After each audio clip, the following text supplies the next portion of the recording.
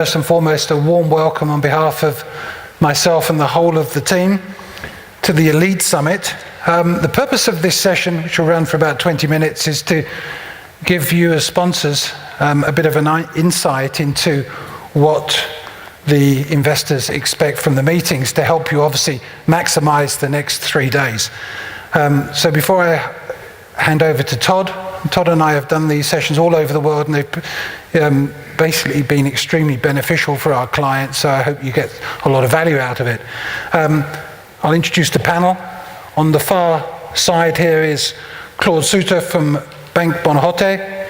In the middle, Peter Falk from F&F Family Office. And at the end here is Patrick Schneiders from Fructi Corsa. Thank you very much, gentlemen, for agreeing to be part of the panel. Todd, over to you, sir. Yeah, I think what we want to explore here, excuse me, let me just grab off. Can you hear me?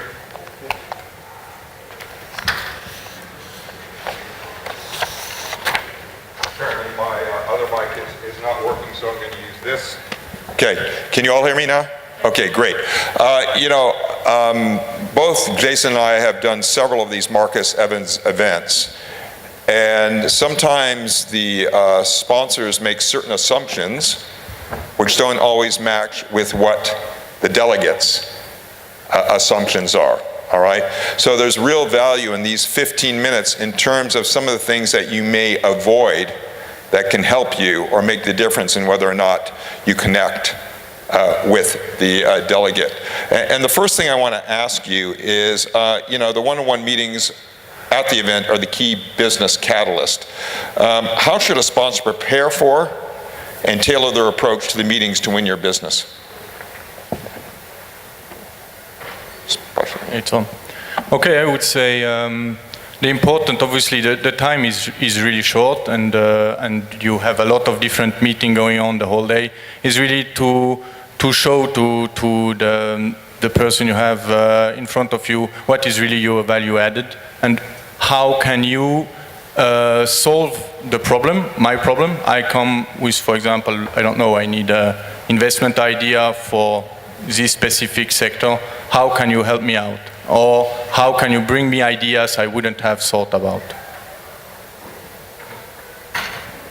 Yes, I can elaborate on that if you like. I appreciate it if you try to start a dialogue instead of presenting your pitch, and to start to find out what the delegate is wanted to know, and then adjust your presentation to those informations.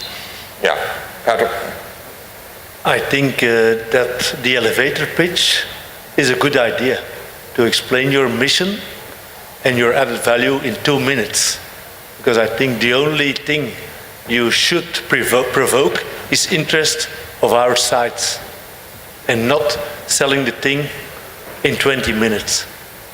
Yeah, I think this idea of having a dialogue is really important. Trying to communicate with this person instead of trying to dictate to this person, all right?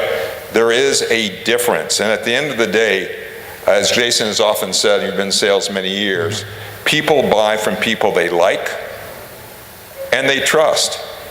And the other thing that often happens is you need to sit down and find out if what your product is a correct fit for the person that you're sitting down with. It may not always be the case, but if you even establish a relationship at some future point, it may be right. So I think it's very important, correct? I agree, yeah, absolutely, Todd. Yeah, okay. Also, what do you think the biggest mistake is a sponsor can make in his 30 minutes with you? Yeah, Claude, the biggest mistake most sponsors make.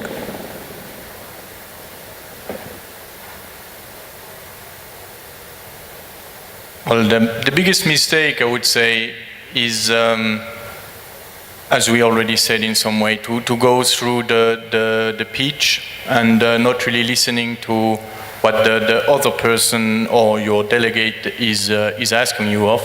And I would say one of the mistakes who is done afterwards is, don't forget that the idea is not to sell the product in the 20-minute speech. And the big part is also in the follow-up after the event, where you will really have the opportunity to find your client. Yeah, Patrick. Yes, I agree with that, what Claude said, and I would like to add that be enthusiastic, because if you're not enthusiastic about your own product, then why should I be enthusiastic about it? At the same time, I realize that we will be here together for 3 days and having a lot of meetings all together, so we're getting a bit tired, but I try to be enthusiastic and learn about your products as long as you will be enthusiastic to sell it to me. Yeah. But not too much. I mean it. Too much information, it gets nowhere. Too much information, so I'm really serious and not too pushy. Yeah, I think the idea is, keep it simple. Like Jason, you have a client who's Scottish, all right? He's a sponsor. I think that he closed 9. Correct me if I'm... Yeah, Stuart Hay from SL Capital Partners. He's not here this time. He's been to many of our events. He typically goes to North American and European events. And 2 years ago, from June, he went to our family office event in the States. And between June and October, he converted, out of the 15 meetings he had, he converted them into 9 new clients. We went to our American event earlier this year. He's already closed 3 pieces of business from that event as well. But what's interesting is his approach. He really tries to sit down and just talk quite a bit with the person. And I think during his 30-minute presentation, he says he only usually shows 1 slide. 1 slide, yeah? So obviously, he emphasizes very different things than the deck, yeah? So I think this is always sort of good to keep in mind. And then there's the follow-up. The follow-up is very important. Jason and I were doing an event once in Asia, and a Chinese person was there who said, I wanted to buy this investment, but the person never followed up with me. Now that seems really basic, all right? But it's important, and the type of follow-up you do is very important. And as a sponsor, you're thinking, okay, obviously I want to follow up, but I don't want to seem too aggressive. So what's the right balance? When is the right time to follow up? And what is the best method for follow-up? And that's my next question. Claude, yeah. As usual in finance, everything goes with timing. On one side, I would say, if you have a product who, I don't know, is invested in Spain, for example, and you realize that the situation in Spain is changing in 1 or 2 weeks, then I think that it would be a good time to talk again to the people you met at the summit. And so that, I mean, you give a solution when the delegate is asking for it. And if it's not the case, if it can wait a bit, I would say maybe after 1 month, that would be a good time to make the follow-up. Obviously, send before the information about the fund, I would say through email, because as Todd said, I had some interesting discussion here, but never received the documents they were showing us at the event. And that's a bit a pity, because obviously then you are in your day-to-day work again, and you forget a bit about what you saw here. Peter. Yes, I appreciate also follow-up by email about 3 to 4 weeks after the event. The families I work with are often involved in investment committees. They typically meet every month, so it will take 3 to 4 months to get something on the agenda and make a decision. So don't expect us to react within 20 days or faster to make a new investment with a new manager. It takes time to discuss this with family members and family professionals. Patrick, and also what about telephone? What about telephoning as a follow-up? How do you feel about that? I don't mind telephoning if you appreciate that I'm not always free to say something in a short term. Yeah, Patrick. In fact, if you do a good thing during the one-to-one meetings, you provoke always some questions. So I have no guidelines to say you have to react in 2 weeks, 3 weeks. Seems to me polite to react in 2-3 weeks. And I myself, I prefer the first follow-up via email, and later on, if interest keeps on going, then I think telephone is the right thing to do.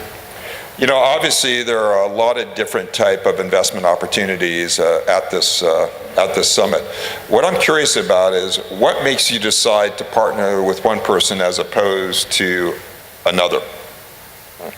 I would say, first of all, obviously the product and the product coming at the right timing, but also the contact, as you said, Todd, before. I mean, we invest with people we trust, so the contact we have here is also obviously very important. The product is the most important thing, because being here in the family office space, we expect that execution is of the highest level, and we take that for granted. And if that's not the case, then we cannot do any business. I think a bit the opposite, but that's good. That's good. I like to have trust in the first place, and because we've seen such a lot of excellent products and not so excellent people. Sometimes it never matches. So, but in fact, it comes to the same point. Yeah. And just for you, just out of curiosity, because all these people have come here based on the reputation of the event, what is it about these events themselves that you find so valuable? About an event like Elite. What do you find so valuable about it for you personally? Why do you keep coming? Because new, fresh ideas, and we are looking always for pearls. I think we have found here already some pearls. Right, so hopefully you have a lot of pearls out there. You know, I think there's been some very good ideas that have been put forth. Does anyone have any question about anything that's been said? No? Well, I personally wish you, I've purposely kept this short to give you enough time to get over to the other side, because you certainly want to be on time for your meetings, but I wish you the best of luck. And Jason, I just want to give you the final word on all this. Okay, well, thanks very much, guys, for being part of the panel. It's always good to have your input to help our sponsors prepare for the next 3 days. Just a few points from me. Obviously, we're going to go across the other side of the hotel. We're going to be conducting over 720 meetings between now and Wednesday lunchtime. So that means that we have to work very, very efficiently. The team that I work with are extremely experienced. We all have your agendas. If people are 1 or 2 minutes late coming to your tables, don't panic. We're on top of the case. You'll have 4 meetings this afternoon, 8 meetings tomorrow, 4 in the morning, 4 in the afternoon, and the final 3 on Wednesday morning. You'll hear a bell. I'll be walking through the rooms, ringing a bell, when that will be that you've got 5 minutes left of that particular meeting, and that means that then we'll bring the next meeting to your table. That doesn't mean that when you hear that bell, you end the meeting. What that means is that's your cue to start the follow-up process, finding out what information they want, what you're going to be sending to them, how you're going to be doing the follow-up. Is it going to be an email? Is it going to be a phone call? Is it going to be a physical visit? And as one of my clients, Stuart, does meticulously, try and initiate that follow-up whilst you're here. When things are fresh in your mind, make notes, send emails after each block of meetings, and try and tailor those emails to the client specifically. Don't just bombard people with generic emails. Make a nice tailored email specifically with information they have requested, and you'll find that works extremely well. We run a continuity program. We do 2,500 plus events all over the world, which means we have to be extremely well organized. I know I've spoken to a number of you about your participation next year.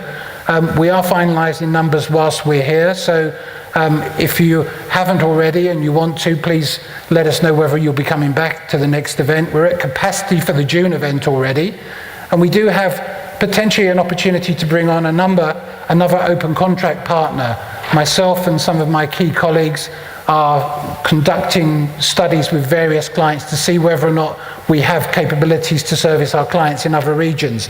If any of you here would like some further information on how to become an open contract partner and what that entails, please come and approach me or my colleagues during the course of the next couple of days.